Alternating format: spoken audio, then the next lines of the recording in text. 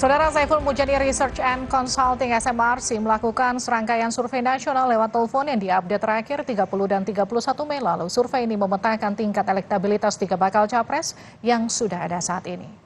Hasilnya elektabilitas Ganjar Pranowo jadi yang tertinggi dengan nilai 37,9%.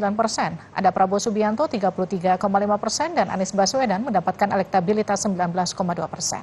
Sementara itu SMRC juga menyoroti tingkat kesukaan pemilih terhadap baca pres. Ganjar meraih 82% tingkat kesukaan pemilih terhadap Prabowo 80%, dan Anies Baswedan 68%. Dan menurut SMRC dalam 6 bulan terakhir kesukaan pemilih kepada Anies cenderung makin lemah. Karena itu elektabilitasnya juga makin lemah. Lebih lanjut menurut survei SMRC, Ganjar tak hanya disukai oleh pemilih tapi juga punya popularitas tertinggi dibanding Prabowo dan Anies. Bagaimana arti peningkatan popularitas dan elektabilitas Ganjar dalam survei SMRC? Kita akan bahas usai tayangan ini.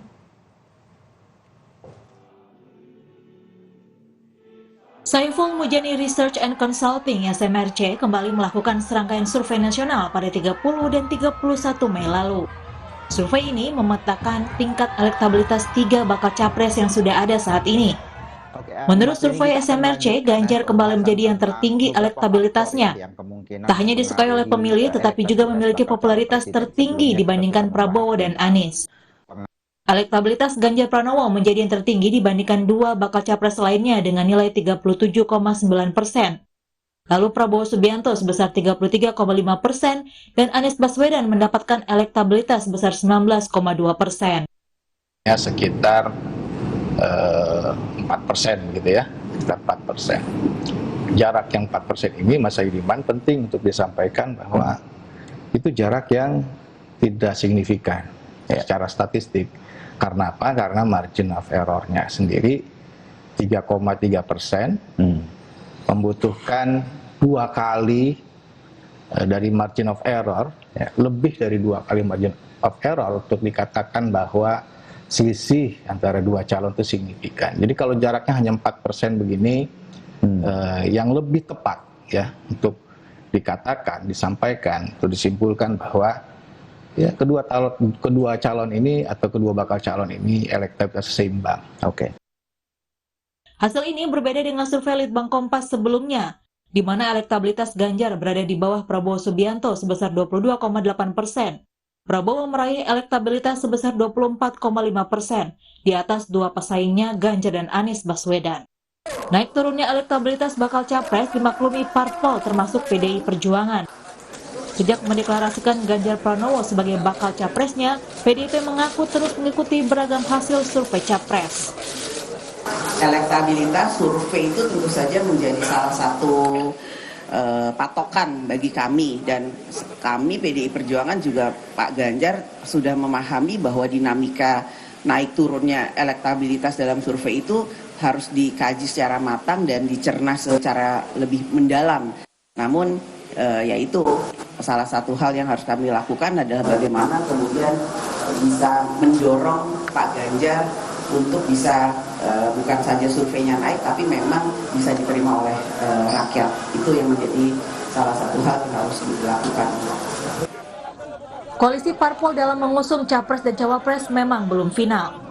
Semua kemungkinan masih bisa terjadi. Publik masih menunggu siapa yang akhirnya akan maju dalam Pilpres 2024 mendatang. Tim Liputan Kompas TV.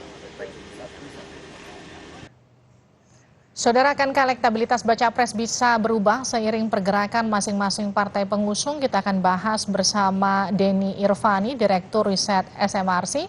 Juga ada Adi Prayitno, Direktur Eksekutif Parameter Politik Indonesia. Mas Denny, Mas Adi, selamat malam. Selamat malam. Selamat malam, Saya ke Mas Denny dulu. Mas Denny, ini arti elektabilitas Ganjar tak stabil meski tinggi karena ada faktor margin errornya. Jadi gimana maksudnya membacanya? Ya, terima kasih. Perlu saya sampaikan bahwa survei yang terakhir dirilis oleh SMRC adalah survei lewat telepon yang targetnya adalah 80% dari total populasi pemilih ya. Karena ada sekitar 20-an% pemilih yang tidak punya handphone. Jadi di samping survei telepon tentu kami juga melakukan survei tatap muka dengan target 100% pemilih, tapi frekuensinya tidak sering survei telepon. Yang tadi disajikan adalah hasil survei telepon yang kami lakukan secara rutin setiap minggu ya. Namun mesti jangkauannya tidak seluruh dari total populasi, kami melihat ada hasil yang cukup konsisten dalam survei telepon dengan survei tatap muka. Ada 3 nama yang mendapat dukungan paling signifikan, Ganjar Pranowo, Prabowo Subianto, dan juga Anies Baswedan. Dan survei terakhir tadi seperti yang kita lihat di tayangan bersama, bahwa selisih antara 2 tokoh, 2 calon, Ganjar dan Prabowo itu hanya sekitar 4% dalam survei telepon, yang itu artinya tidak signifikan bedanya, karena ada margin of error sekitar 3,3% yang artinya selisih signifikan itu butuh lebih dari 6%.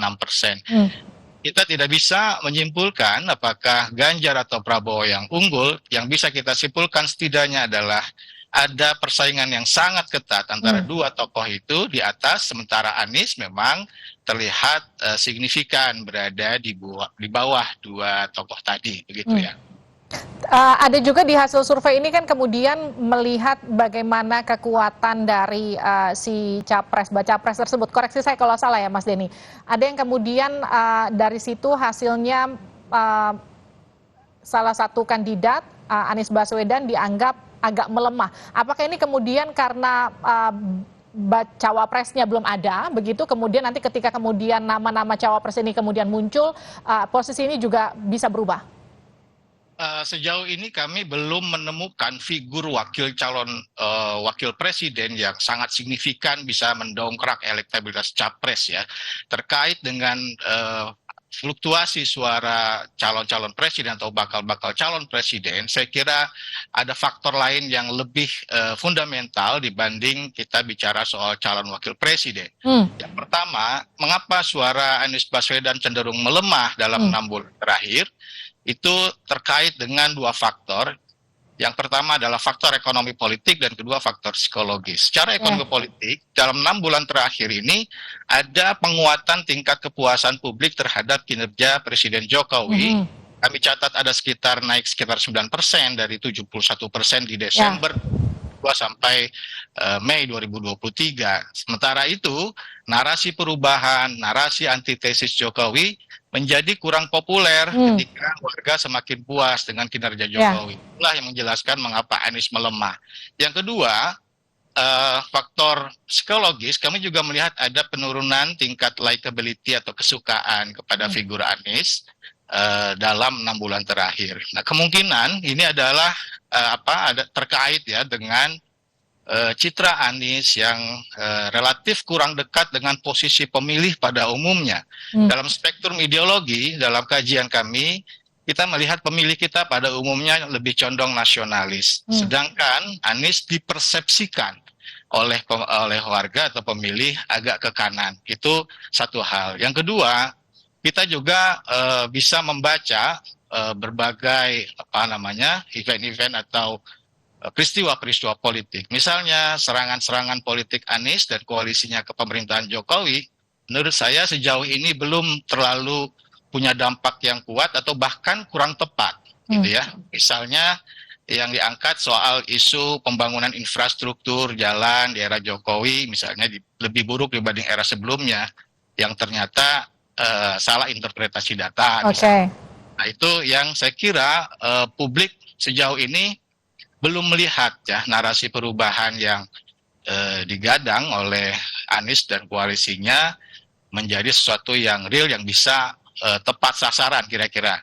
Kalau bicara soal infrastruktur, saya kira memang itu adalah keunggulan dari calon presiden yang mengusung tema sebaliknya, yaitu tema keberlanjutan. Saya kira demikian. Ya, Mas Adi, tanggapan Anda? Ya, kalau bicara tentang survei elektabilitas capres, tentu ini sangat tergantung bagaimana suasana politik yang sedang berkembang, up and down. Kalau kita melihat konfigurasi politik secara umum, Prabowo itu memang kuat di tahun 2020 dan tahun 2021. Karena memang Prabowo Subianto ini memiliki bekal elektabilitas yang cukup panjang, ikutan selama 3 kali. Tapi memasuki tahun 2022, Ganjar mulai melejit dengan berbagai aktivitas politiknya yang cukup luar biasa. Bahkan ketika Ganjar berselisih dengan teman-teman internal PDIP, itu turut menjadi insentif politik elektoral yang kemudian terus mendongkrak elektabilitas Ganjar sepanjang tahun 2022. Cuman memang belakangan Ganjar itu agak sedikit mungkin ya dalam tanda kutip blunder ketika sikapnya yang dianggap menolak timnas Israel itu yang kemudian membuat kenapa Prabowo Subianto yang jaraknya agak jauh di tahun 2022 itu secara perlahan mulai menyalip Ganjar Pranowo karena dua faktor. Pertama, Prabowo ini mendapatkan endorsement yang relatif terbuka dari Jokowi. Jadi itu yang variabel kenapa Prabowo agak sedikit naik. Dan pada saat yang bersamaan Ganjar ini blunder sikap politiknya. Hal ini yang kemudian membuat kenapa selisih antara Ganjar dan Prabowo ini seling salip-salipan, Livi. Tapi faktor yang ketiga sebenarnya Ganjar ini belum terlampau diamplifikasi oleh PDIP dan P3 sebagai kandidat capres yang akan maju di 2020. Mungkin karena posisi Ganjar sebagai gubernur, takut ada konflik of interest, dianggap mengganggu kinerjanya, yang dianggap nanti dikritik sebagai abuse of power dan seterusnya. Makanya tidak dijalankan kalau gerakan politik Ganjar itu cuma Sabtu dan Minggu. Jadi belum terlampau kelihatan maksimal. Belum lagi misalnya belum ada politik yang dibuat secara besar-besaran eventnya oleh P3 sebagai partai pengusung dari Ganjar Pranowo. Ini yang saya kira memang kenapa memang soal kerap salib menyalip elektabilitas capres, terutama Ganjar dan Prabowo ini silih berganti bermunculan survei ya. Tapi bagaimana dengan Anies Baswedan? Karena kalau kita tahu kan ia adalah bacawa pres yang pertama kali kemudian diumumkan ke publik dan juga sudah lebih dulu melakukan safari-safari politik. Apakah memang pergerakan mesin parpolnya masih belum optimal untuk mendongkrak elektabilitas capres ini? Kalau saya sih dua hal. Pertama memang Anies ini agak sedikit telat panas. Dulu ketika diumumkan sebagai kandidat capres dari Nasdem di bulan Oktober, publik berharap ada data-data pembanding yang kemudian disodorkan sebagai tawaran alternatif sebagai sebuah pembaharuan dan perubahan di negara ini. Tapi nyatanya itu tidak terlampau disodorkan. Bahkan kubu Anies ini panasnya ketika Joni Plate baru ditetapkan sebagai tersangka. Jadi orang agak sedikit ilfil sebenarnya dalam konteks melihat narasi besar yang diusung oleh perubahan. Nah, yang kedua, Livi, di luar apa yang disampaikan oleh Mas Denny tadi, saya melihat Anies ini tidak terlampau kuat sosoknya dijadikan sebagai simbol oposisi. Anies ini berbeda secara total dengan Prabowo Subianto. Prabowo sejak 2024 sampai 2019 saya kira simbol oposisinya kuat, mampu mengonsolidasi begitu banyak kekuatan-kekuatan politik, mampu menyatukan kelompok-kelompok yang selama ini anti dan kritis dengan Jokowi. Mengingat Prabowo ketua umum partai, elektabilitasnya tinggi, dan Gerindra saat itu adalah partai politik yang selalu langganan tiga besar. Anies tidak terlampau kuat figur oposisinya. Anies hanya mantan gubernur DKI Jakarta satu periode diusung oleh partai politik menengah ke bawah. Oleh karena itu, ketika bicara apapun terkait situasi politik nasional, rasa-rasanya itu selalu gampang untuk dimentahkan oleh kubu pemerintah. Ini kemudian membuat Pak Anies sepertinya agak kesulitan membuat satu diferensiasi politik sebagai lawan tanding yang selama ini selalu dihadap-hadapkan dengan Jokowi. Semakin Jokowi maka semakin sempit pula ceruk pemilihnya di tengah approval rating terhadap pemerintah yang saya kira cukup luar biasa. Yang terakhir, Anies ini nggak ada gunanya nyerang Jokowi karena Jokowi udah nggak maju lagi di 2024. Kalau mau nyerang, seranglah Ganjar, seranglah Prabowo Subianto. Nah itu akan nantinya. Saya ke Mas Denny. Mas Denny, jadi ini trennya tiga bacawa pres ini apakah sudah mulai stabil atau justru masih akan sangat fluktuatif nanti ke depan? Saya kira masih sangat fluktuatif ya. Kita masih punya waktu 8 atau 9 bulan ke depan sampai pemilihan presiden diadakan. Pengalaman dulu ketika 2014 Pak Jokowi maju sebagai calon presiden, saat itu tidak ada incumbent seperti halnya sekarang.